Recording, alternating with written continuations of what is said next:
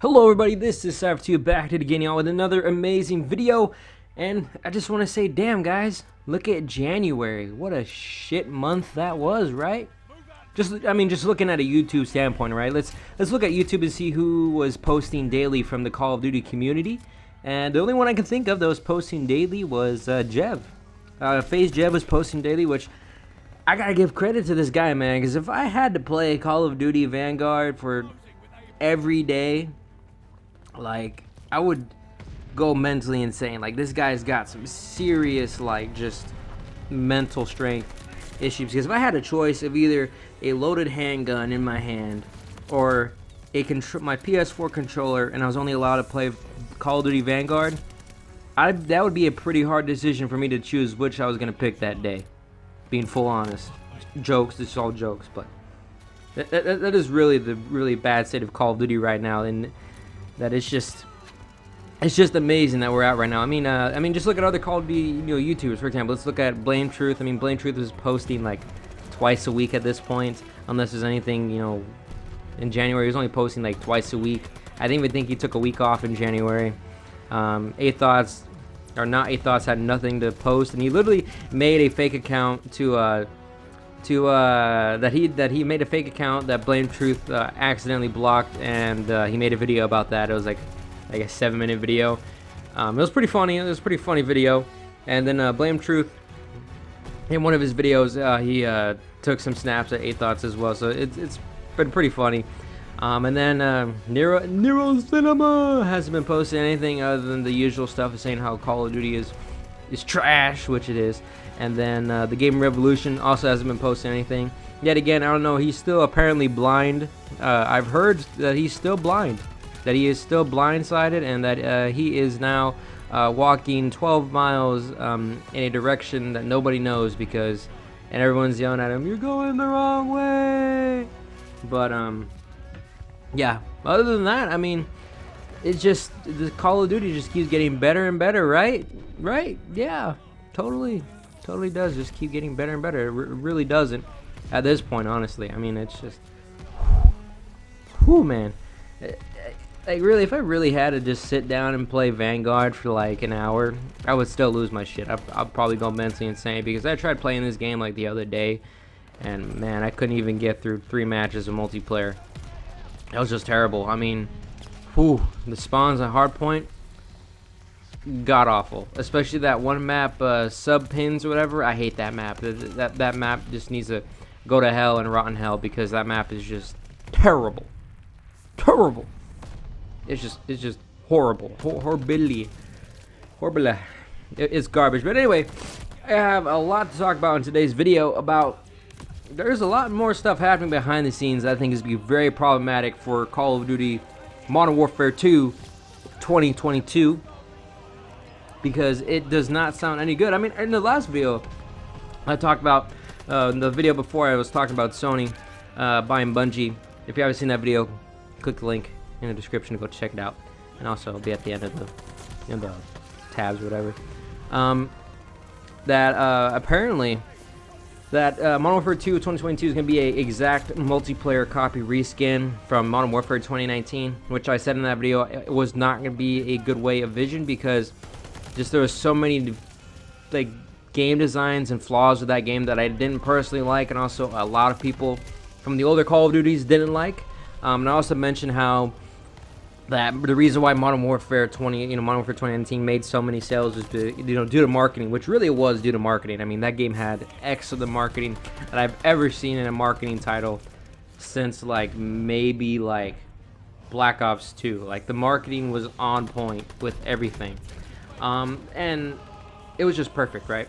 But I'm hoping this is gonna be a little short video. But anyway, let's see. The Ralph Valve has said on Twitter, there are currently 10 studios attached to developing Modern Warfare 2. Demonware, High Moon Studios, Toys for Bob, Infinity Ward Austin, Texas, Infinity Ward Poland, Infinity Ward LA, Beanox, Activision, Raven Software, and Sledgehammer. Man, oh man. But you know what, guys, though? you may be thinking this is a good thing, but just hold on a second, because it gets even worse. He replied to his tweet saying, "Just heard that Treyarch are also helping out. All hands are on deck for Modern Warfare 2. Making the game." Now you may be thinking, Cypher, isn't this a good thing? They'll have more devs working on the game. Which, I mean, you know, if you just look at it from that standpoint, yes, the game probably will be finished. As we've heard, the game will be the most finished game in the last 3 games that we've had, which is a good thing. That's what I've heard, at least. But think about it like this, right? You know, I mean, look at Vanguard, right? Vanguard had Sledgehammer, Raven, Beanox, and Treyarch backing up this game, and Sledgehammer still could not release a full product game. I mean, there's still glitches of people getting stuck when mantling. It's just crazy. Like, what is... The spawns are still broken, you know, in certain maps. It's just insane of how much, you know, that they had help with, and still the game was in piss poor condition when it came out. And it's still, I mean, at this point, I think Vanguard is just going to keep getting worse and worse with every update. I mean, they released an update like a couple days ago, and no one literally gave a shit. Like, no one cared. Like, the community was just gone, you know. It was nowhere to be found. It was MIA, missing in action. I mean, there was like maybe a couple people tweeting about it, but other than that, nothing really big was happening. But you gotta look at it like this, right? Let's say if I had a building company, right? And I took 100 guys and we made a plan together and we have an initial idea and we're gonna build this house, right? And you know, we start building this house, but imagine that the company hires another 100 people that have their own personal opinions on the house, right? And then they hire, let's say, 200 more people later on, you know, halfway through the house, right? And then they hire 50 caterers that also have input on this house. This house that we're gonna make is gonna look like dog water. It's gonna look like the Addams Family house mixed in with the Jetsons, you know, futuristic house. It's just not gonna look good. It's not gonna come out good because there is so many people with different ideas that don't know the original idea of the house, or that don't have a set plan, that it's just gonna not look good. I mean, look at Anthem, for example. If you guys actually dig deep into Anthem and BioWare, the idea of Anthem, of like terms of gameplay and mechanics of the gameplay, was not fully developed until the trailer. Like, the E3 trailer is what they looked at and said, we gotta make that game. They didn't even have a full-fledged plan of game design, you know, game flow. They didn't even know if they were gonna add flying into the game until the trailer. Like, that game was piss poor, like not planned. Nobody had a vision because there was so many people putting input into Anthem that BioWare literally just could not figure out a set idea, because people took out flying, they added it back in, they took it out again. And think of it like this: when you have to do mechanics like that, you're wasting time, because then you have to regenerating, you know, remaking flying scenes, right? You have to make the, you know, the world bigger. For example, you have to add more texture to details. You have to add in flying combat if you're able to. If there's that many people, you know, 11 studios are working on Modern Warfare 2 2022. I feel really bad about this game, because think about it like this: if they're having all hands on deck right now, like 7 months before this game is like released to the public, what was the state of the game? Like, the Infinity Ward left it. Like, did they like not have, you know, fully developed? Because I mean, think of it like this: you know, Sledgehammer couldn't develop a game even with Treyarch behind him. Like, they hammer games is just, at this point, I don't deem them even a developer studio. At this point, they should just be kicked to the side and just said, yeah, you're just gonna sit here and, I don't know, just watch us and learn from us at this point, right? Just imagine that though, like how much input is gonna go into this game, of like gameplay wise. Like, you know, Modern Warfare 2019 is already, you know, a bad game with certain flaws. Imagine that, but with a ton of more input added into the game. You know, some things will get fixed. For example, like if Treyarch actually takes a look at it and actually makes Dead Silence a perk, that'll be a win, right?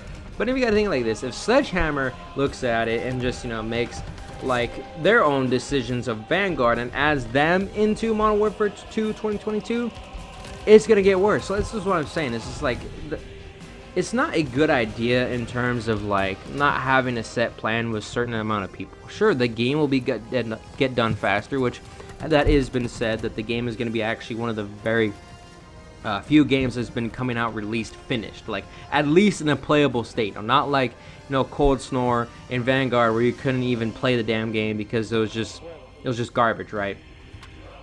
But I digress, right? That's just all I really got to say in this video, guys. Hopefully you guys have enjoyed today's video. If you guys would not mind leaving a like down below and tell me in the comment section what you're ready for February, and if you're having, if you're gonna have a good time this month, But anyway, hopefully you guys have enjoyed the video, and this is Cypher2 signing out. Peace.